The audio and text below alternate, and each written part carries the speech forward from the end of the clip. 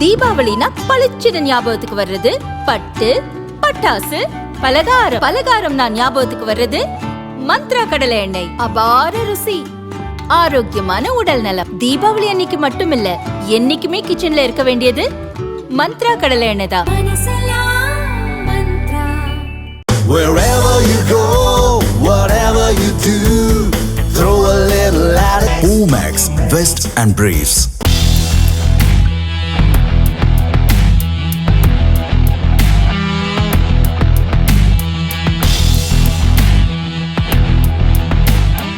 Computer, laptop, mobile, digital camera, gaming சாதனங்கள் போன்றவற்றில் RAM, அதாவது ரேண்டம் ஆக்சஸ் மெமரி எனப்படும் தற்காலிக நினைவக சாதனம் பயன்படுத்தப்படுகிறது.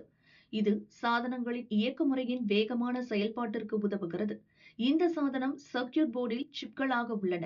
கணினி தொடர்புடைய சாதனங்களின் செயல்திறனுக்கு அத்தியாவசியமானதாக RAM உள்ளது. இதன் திறன் அதிகம் உள்ள சாதனங்களின் செயல்பாடும் வேகமாக இருக்கும். தற்போது ஸ்மார்ட் போன், லேப்டாப் போன்றவற்றின் உற்பத்தியில் ஈடுபட்டுள்ள நிறுவனங்கள் AI எனப்படும் செயற்கை நுண்ணறிவு தொழில்நுட்பத்துடன் கூடிய நினைவக சாதனங்கள் உற்பத்தியில் கவனம் செலுத்துகின்றன. அதற்கு ஏற்ப AI சிப் தயாரித்து வருகின்றன. டேட்டா சென்டர் எனப்படும் தரவு மையங்கள் தற்போது அதிக அளவில் அமைக்கப்பட்டு வருகின்றன. இதனால் அவற்றுக்கு பெரிய அளவிலான நினைவக திறன் கொண்ட RAM தயாரிப்பில் நிறுவனங்கள் கவனம் செலுத்துகின்றன.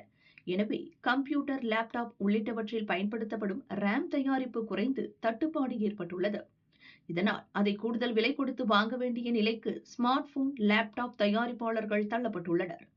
இதன் காரணமாக லேப்டாப், ஸ்மார்ட் போன்களின் விலை இந்த ஆண்டில் 20 முதல் 30% வரை உயரும் அபாயம் ஏற்பட்டுள்ளது.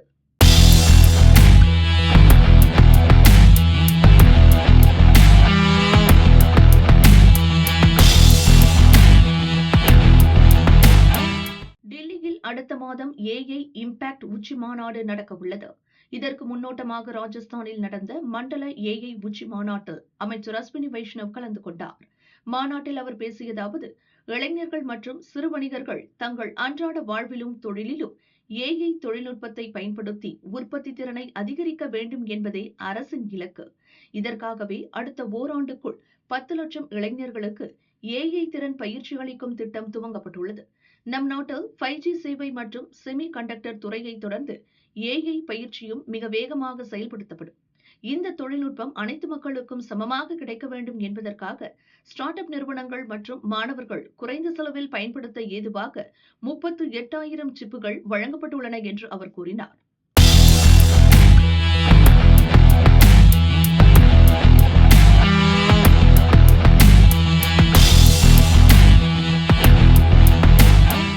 Tata steel, JSW steel, SAIL மற்றும் 25 இதர நிறுவனங்கள் ரகசிய கூட்டு சேர்ந்து ஸ்டீல் விலையை உயர்த்தியிருப்பதாக இந்திய வணிக போட்டி ஆணையமான CCI-யின் ஆவணத்தில் தெரியவந்துள்ளது.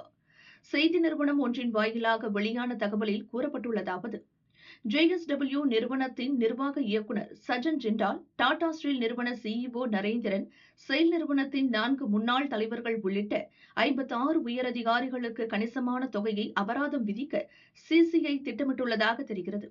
கடந்த 2015 முதல் 2023 வரை இவர்கள் கூட்டாக பேசி சந்தையில் ஸ்டீல் விலையை சொந்த லாபத்திற்காக உயர்த்தியதாக அக்டோபர் 6-இல் ஆணையம் தயாரித்த அறிக்கையில் தகவல் இடம்பெற்றுள்ளது. இது இன்னும் பொதுவெளியில் அதிகாரப்பூர்வமாக வெளியிடப்படவில்லை. குற்றம் சாட்டப்பட்டுள்ள நிறுவனங்களுக்கும் அதிகாரிகளுக்கும் அவர்கள் தரப்பை எடுத்துரைக்க வாய்ப்பு வழங்கப்படும். இது பல மாதங்கள் பிடிக்கும் நடைமுறை. குற்றம் நிரூபிக்கப்பட்டால் சம்பந்தப்பட்ட நிறுவனங்களுக்கு அவர்களின் லாபத் தொகைகள் 3 மடங்கு அல்லது ஒட்டுமொத்த விற்பனையில் 10% அபராதமாக விதிக்கப்படும்.